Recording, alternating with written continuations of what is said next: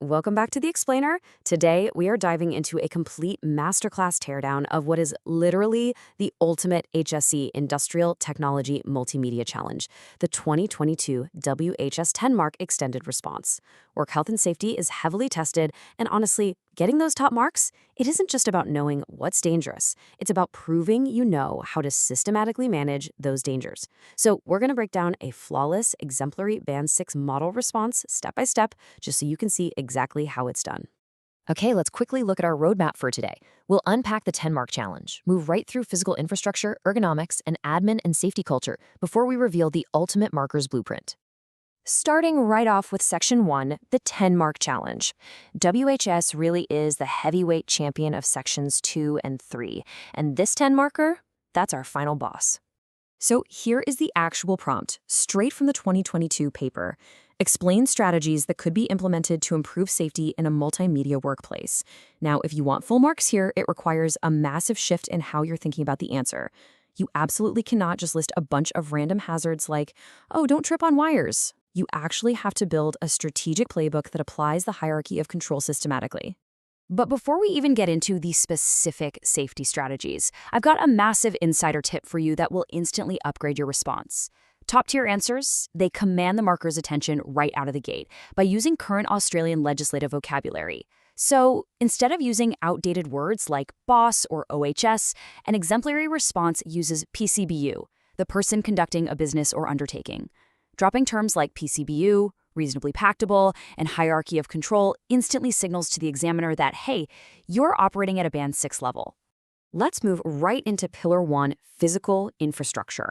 You know, multimedia workplaces aren't your standard offices. They're essentially high-density electrical infrastructure zones. To hit that Band 6, we have to divide our thinking into two very clear steps: the strategy and the improvement. First, the strategy, implementing a comprehensive routine test and tagging program enforced by a qualified tech under AS/NZS 3760. We're talking about testing high-draw rendering servers and studio lighting rigs. Then we hit them with the critical safety improvement. This proactive step identifies faulty grounding or compromised power supplies before failure occurs. See the difference? You're actively eliminating the hazard of catastrophic worker shocks or electrical fires rather than just reacting when things go wrong. Now, what about those classic tripping hazards? Well, the strategy is structural cable management. Think overhead cable trays, desk grommets, and heavy-duty rubber floor ramps for camera, audio, and lighting leads during an active studio shoot. The specific safety improvement here is that this engineering control physically isolates trailing cables from pedestrian walkways. This drastically reduces the statistical frequency of slips, trips, and falls, which, by the way, is one of the most common physical injuries on a dynamic media set. All right, transitioning over to Pillar 2, ergonomics and human factors. Now, what's really interesting about this area is that we have to look past the dramatic, sudden physical accidents and focus on the chronic, hidden risks. The reality of the multimedia industry is that developers, animators, and editors spend prolonged, intense periods completely stationary at digital workstations. Because of this, they face extraordinarily high risks of chronic musculoskeletal disorders and visual strain. A true Band 6 response explicitly acknowledges these specific, industry-relevant dangers. So, how do we solve this? Well, the strategy is ergonomic workstation optimization. This means supplying fully adjustable task chairs for lumbar support, sit-to-stand desks, and articulating monitor arms to keep those screens right at eye level. The corresponding safety improvement? This setup ensures neutral body postures. By minimizing biomechanical stress on the lumbar and cervical spine, the PCBU is directly preventing long-term repetitive strain injuries, RSI, and carpal tunnel syndrome. And beyond just posture, we absolutely have to protect our eyes. I mean, nobody wants to stare at a render until their retinas burn, right?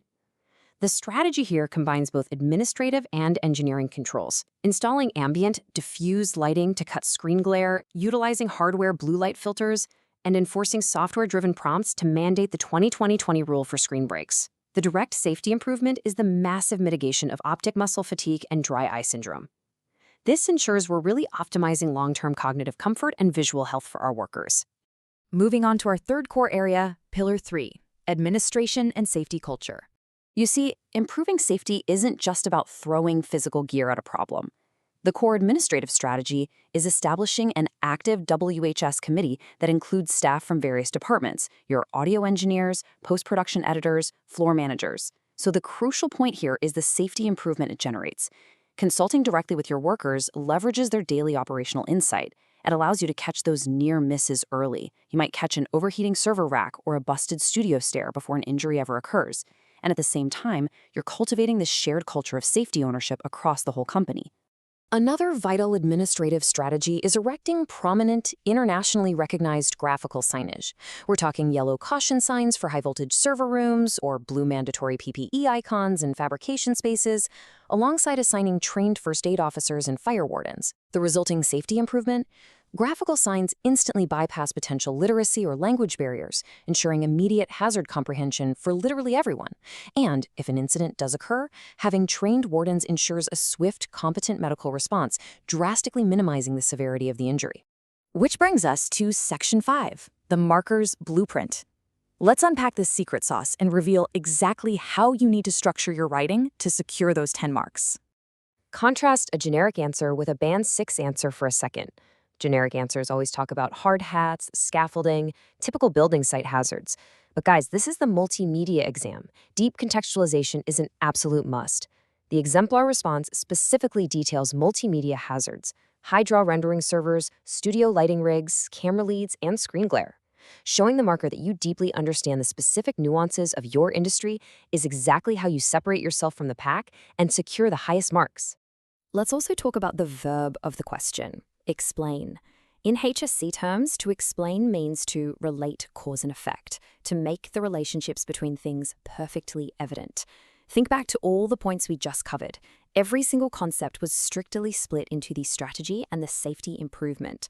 The student didn't just state what the strategy was, they explicitly detailed the cause and effect chain, proving exactly how the strategy actively reduces risk or injury.